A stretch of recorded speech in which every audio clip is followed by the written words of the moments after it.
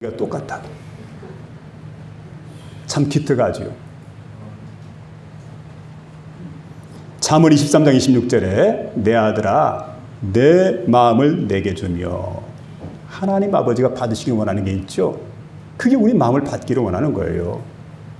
하나님은 우리 마음을 받기를 원합니다. 여러분, 우리가 어떻게 하면 하나님께 마음을 들 수 있을까요? 오늘 본문에 그렇게 말씀합니다. 너희는 이 세대를 본받지 말고, 이 세대를 본받지 마라. 이 세대는 뭘까요? 세상입니다. 세상 사람들은 땅의 것을 찾게 됩니다. 땅의 것은 일시적인 겁니다. 썩을 것입니다. 그리고 더럽혀질 것들이죠. 그런데 우리는 어떤 사람입니까? 마음이 새로워진 사람, 변화된 사람입니다. 그래서 마음이 새롭게 되고 변화된 사람들은 위의 것을 찾아야 돼요. 영원한 것을 찾아야 돼요. 하나님께 소망을 두고 살아가야 돼요. 이게 바로 여러분 변화된 사람들의 삶의 특징인 줄로 믿으시기 바랍니다. 그렇게 살아가는. 그러니까 여러분 새로운 마음, 변화를 받은 마음은 다르다는 거예요. 알코올 중독자 남편을 둔 한 아내의 간증입니다. 이분이 이제 책에다 그런 내용을 썼는데 이런 얘기를 하게 됩니다. 남편이 알코올 중독자입니다. 그런데 그 알코올 중독자와 함께 살면서 몇 년 동안 많은 노력을 들였습니다. 자신은 의지가 강한 사람입니다. 그리고 원하는 바는 끝까지 투쟁을 해가지고 반드시 성취시켜 나가는, 그게 자신의 삶의 특징이래요. 성격이 그렇다는 거죠. 근데 이상하게도 아무리 노력하고 힘쓰고 애를 쓰는데도 남편이 변화가 없어요. 너무너무 속이 상한데 어느 날 목욕탕에 가가지고 때를 밀다 생각을 했어요. 이게 내가 때를 밀어서 내가 시원해지는데, 그러니까 문제도 그렇구나. 남편의 문제를 해결해 나가는 것, 남편을 변화시키는 게 아니고 내가 먼저 변화가 돼야 되겠구나. 그런 깨달음을 갖게 되고 때를 밀다 말고 은혜를 받아가지고 거기에서 눈물을 흘리면서 하나님께 회개를 드린 겁니다. 그리고 남편에게 정말 헌신적으로, 그리고 남편을 정말 사랑하는 사람이 되었대요. 그런데 그렇게 몇 년 동안 노력해도 변화되지 않았는데 은혜 받고 잠깐 노력했는데 남편이 싹 변화가 되더라는 거죠. 문제는 누가 변화됩니까? 내 자신부터예요. 변화는 나로부터. 내가 변화돼. 요나는 말하지 않습니까? 누가 변화가 돼야 되느냐? 나가 변화가 돼야 된다. 그래서 말하죠. 나를 들어 바다에 던지세요.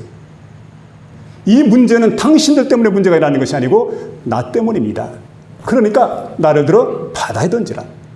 바다에 던졌어요. 그러자 바다 물결이 잔잔해졌다는 거죠. 문제가 해결되게 됩니다. 그래서 여러분 이제 우리 성경에도 보면 나사로 한 사람 때문에 예수 믿은 사람들이 그렇게 많았어요. 많은 사람들이 예수를 믿게 됩니다. 요한 웨슬리 한 사람이 회심하게 되니까 교회가 변화가 되었어요. 영국 전체가 변화가 됩니다. 거기다가 감리교가 탄생하게 되고, 그리고 잘 아시는 대로 여러분 장깔뱅, 이 사람이 변화가 되니까 스위스가 변화가 되죠. 장로교가 탄생을 하게 됩니다. 그리고 아시는 대로 우리 오순절 마가다락방에 성령이 임하게 되고 성도들이 변화가 되고 체험을 하게 될 때 거기에서 하나님의 교회가 탄생을 하게 됩니다. 사도 바울 한 사람의 변화가 일어납니다. 그 한 사람 변화를 통해서 온 세계에 있는, 세계 각처에 있는 수많은 교회들이 탄생하게 되는 그런 엄청난 역사가 사도 바울을 통해서 나타났던 그런 역사를 우리에게 보여주고 있습니다. 여러분, 변화는 나로부터입니다. 나 한 사람이 변화가 될 때 가정이 변화가 옵니다. 행복한 가정이 됩니다. 화목한 가정이 됩니다. 나 한 사람이 변화가 될 때 지역사회의 변화가 오게 됩니다. 나 한 사람이 변화가 될 때 나라와 민족의 변화가 오게 됩니다. 그리고 나 한 사람 변화가 될 때 세상이 밝은 세상으로 바뀌어지게 됩니다. 프로나이전이라고 하는 목사님이 하나님께 기도를 했대요. 하나님, 내가 세상을 변화시키는 목사가 되게 해주세요. 전 세상을 변화시키는 사람 되게 해달라고. 근데 세상은커녕 주변에 있는 사람도 한 사람도 안 변하더라는 거지요. 40이 넘어서 정신 차리고 하나님께 깨닫고 난 다음에 기도해가지고 이렇게 하나님께 간구를 하게 됩니다. 하나님, 이제 세상을 변화시켜주는 것이 아니라 나 자신을 변화시켜주세요. 자신의 변화를 위해서 하나님께 간절히 기도했더니 자신만 변화되는 게 아니고 세상이 변화가 오더라는 거예요. 그래서 그가 깨달은 게 바로 뭐냐면, 내가 이 사실을 미리 깨달았더라면, 젊었을 때 깨달았다면 나는 세계적인 인물이 됐을 터인데, 뒤늦게 이렇게 후회를 했다는 그런 얘기인데, 여러분, 변화는 나부터 와야 된다는 것. 그래서 여러분, 이 세대를 본받지 말고 오직 마음을 새롭게 함으로 저와 여러분이 변화되어지는 그런 복된 역사 나타날 수 있기를 부탁을 드립니다. 마지막 세 번째는 우리는 우리의 뜻을 하나님께 드려야 됩니다. 그래서 여기 보니까 2절 하반절에 말하죠. 하나님의 선하시고 기뻐하시고 온전하신 뜻이 무엇인지 분별하도록 가라. 여러분, 하나님께 우리의 몸과 우리의 마음을 갖다 드리면 절로 깨달아지는 게 있습니다. 그러면 그 하나님 뜻이 어떤 뜻이냐? 하나님 뜻은 선하시다. 하나님 뜻은 기뻐하신다. 하나님 뜻은 온전하신 뜻이다. 그런데 여러분, 인간의 뜻은 뭘까요? 인간의 뜻은 악할 수가 있습니다. 하나님이 기뻐하지 않을 수가 있습니다. 그리고 아무리 봐도 불완전한 것입니다. 이게 바로 인간의 뜻이죠. 그래서 우리는 언제든지 우리 인간의 뜻을 내려놓고 하나님의 뜻을 받아들여야 돼요. 하나님, 내 생각, 내 뜻이 아니라 하나님의 뜻이 내 안에 이루어지기를 원합니다. 받아들이는. 그것이 우리에게 최선의 길이기 때문에, 그것이 우리에게 행복의 길이기 때문에 우리가 이렇게 변화가 되어야 됩니다. 어떤 가정이 야외로 소풍을 떠났더랍니다. 소풍 좋죠? 근데 소풍을 갔는데 아빠는 가족들을 위해서 고기를 굽습니다. 열심히 고기를 굽는데 아이들이 뭐 책임이 없으니까 막 뛰어노는데 뛰어놀다 보니까 딸아이가 한 장난감을 주워가지고 오는데 막 얼굴이 상기되었어요. 너무너무 기뻐하고 좋아하는데 보니까 이렇게 나무로 만들어진 구슬상자입니다. 이걸 또 가지고 와가지고 아빠 이거 보세요. 얼마나 예쁘냐고. 아빠도 칭찬해 줬습니다. 구슬상자가 참 예쁘구나. 근데 말이야, 가만히 보자. 너 아빠를 믿지? 아빠 믿는다. 그러면 이유를 묻지 말고 그 나무 구슬상자를 갖다가 여기 불 속에 좀 집어 던져다오. 근데 선택은 네 자유야. 또 던지는 것도 네 자유고 던지지 않는 것도 네 자유야. 마음대로 하되 아빠를 믿는다면 불 속에 집어 던져달라고. 잠깐 생각하더니 그냥 아까운 구슬상자를 갖다가 불 속에 집어 던져버렸어요. 그리고 시간이 좀 지난 다음에 며칠 지나고 나서 아이는 까마득히 잊어버렸습니다. 근데 한 선물을 아빠가 사왔습니다. 아빠가 사온 선물을 딱 열어보는 순간, 호기심을 가지고 열어보는 그 순간에 지난번 자신이 버렸던 나무 구슬 상자입니다. 근데 그것보다 훨씬 더 깨끗하고 예쁘고 아름답고 값진 그러한 나무 구슬 상자. 아이가 한방 웃음이 터져나왔습니다. 너무너무 좋아합니다. 여러분, 아빠가 그걸 던지라고 했던 것은 아무리 봐도 이건 누가 쓰다가 버린 것이고 또 불결하고 깨끗하지 못하기 때문에 버린 게 좋겠다 생각을 해서 아빠가 이유를 묻지 말고 버려라 이렇게 말했거든요. 너 세상 살아가다 보면 어른이 될 거야.